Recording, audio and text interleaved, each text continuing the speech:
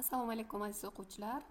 RoboSmart o'z platformasiga xush kelibsiz. C++ dasturlash tilida dasturlashni o'rganish kursi bo'yicha 3-mavzuyimizni boshlaymiz. Bugun biz kiritish va chiqarish operatorlari haqida ma'lumotga ega bo'lamiz.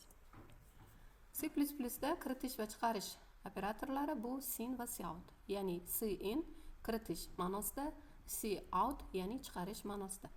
Kiritish oqimi haqida gaplashadigan bo'lsak, sin yordamida foydalanuvchidan qiymatlarni klaviatura orqali kiritish so'raladi.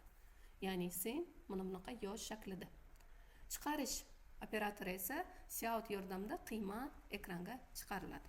Ya'ni cout yordamida ekranga qiymatlarni chiqarish imkoniyati bo'ladi. Ya'ni biz sin sintaksini quyidagi tartibda, cout sintaksini quyidagi tartibda yozishimiz mumkin. C++ dasturlash tili konsolga kirish va chiqish uchun o'z imkoniyatlari mavjud emas. Bu imkoniyatlar EOStream kutubxonasi tomonidan taqdim etiladi.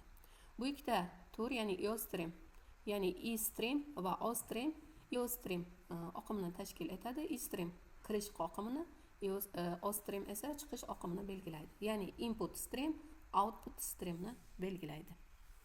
Oqim bu ma'lumotlar almashinuvini anglatadi. Unga bir nechta manbaga olish va manzilga chiqarish imkoniyati mavjud.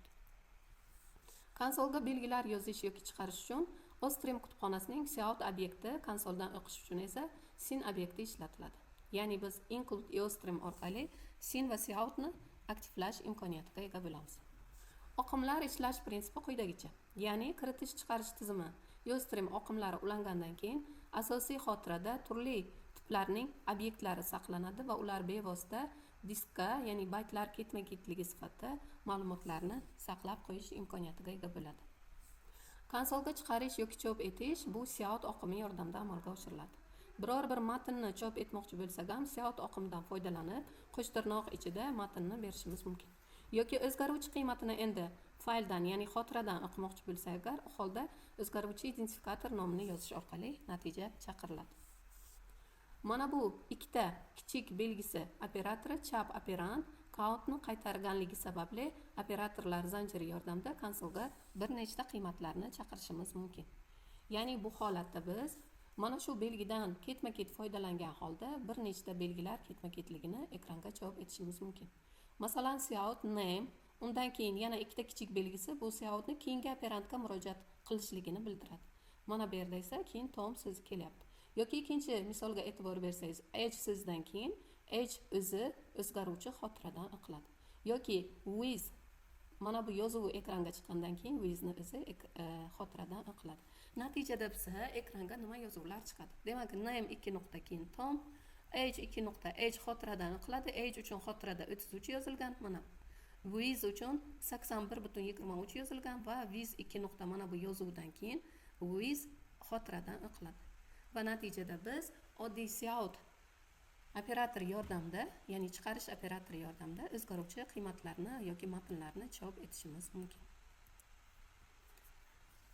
Mana bu ikkita kichik operatoriga konsolda ko'rsatiladigan turli qiymatlar, demak satrlar, o'zgaruvchilar qiymati uzatilar ekan. Endi kiritish operatori sin bilan ishlaymiz. Konsolda ma'lumotlarni o'qish uchun ikkita operandni qabul qiladi. Ya'ni mana bu ikkita katta belgisi. Ya'ni sin yozuvdan keyin siz ikkita katta belgisini qo'yib, bu yerda keyin o'zgaruvchi nomini berishingiz kerak. Ya'ni bu yerda o'zgaruvchi nomi identifikatorni berishingiz kerak bo'ladi. Keling endi sinni misolda birgalikda ko'rib chiqaylik. Demak, include EOStream oqimini ulaganimizdan keyin bitta age degan o'zgaruvchi beryapmiz butun tipda, with double tipida, haqiqiy tipda.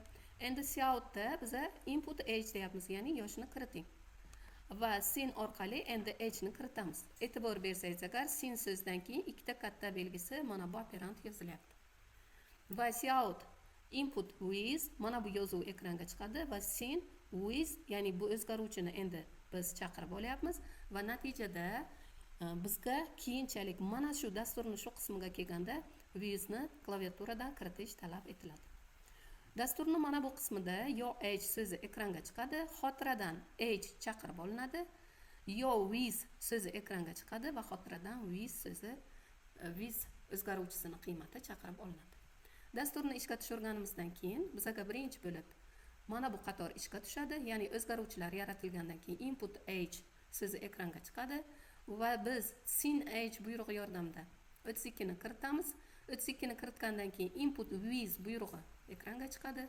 Masalan 67,45 uzunlikni kiritamiz va natijada input h da 32, input with da 67,45 xotirada yoziladi va dasturning mana bu qismi ishlaydi. Endi bu yerda yo h so'zi chiqib xotiradan 32 olinadi, yo with qismida esa 67,45 xotiradan o'qiladi va ekranda mana shu yozuv yuzaga chiqadi.